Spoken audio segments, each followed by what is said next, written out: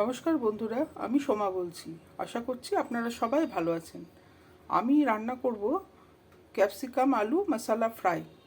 তার জন্য লাগবে ক্যাপসিকাম। এখানে আমি লম্বাভাবে কেটে নিয়েছি। আলুগুলো আমি এরকম লম্বাভাবে কেটে নিয়েছি। ফোড়নের জন্য লাগবে কারি পাতা, জিরে, সর্ষে, হিং, আর লাগবে আদা কুচি।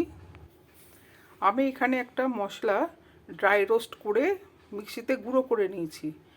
বাদাম, গোটা ধনে, গোটা জিরে, মৌরি, গোলমরিচ, শুকনো লঙ্কা, তিল, নারকেলকে আমি ড্রাই রোস্ট করে আমি ওটাকে গুঁড়ো করে নিয়েছি।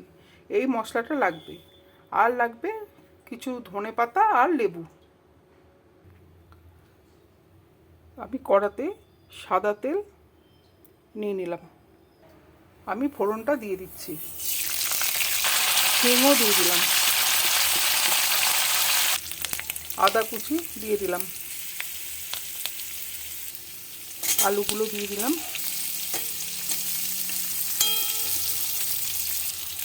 লবণ দিলাম। হলুদ দিয়ে দিলাম।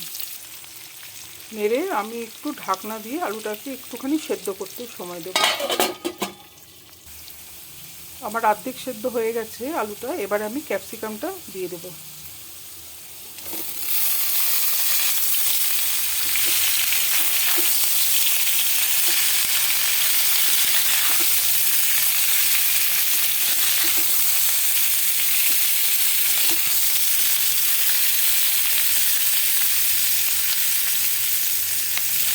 আলুর সাথে ক্যাপসিকামটাকে আমি একটু ভেজে নেব।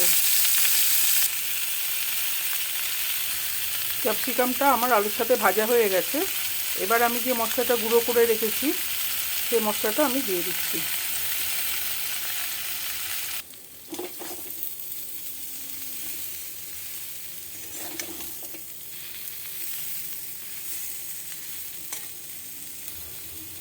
এক চামচ মতো বেসন দিয়ে দিচ্ছি।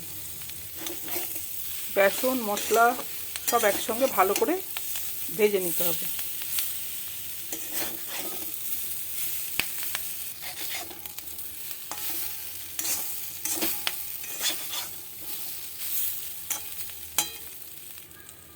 এবার লেবুর রস দিয়ে দিলাম। ধনে পাতা ছড়িয়ে দিলাম।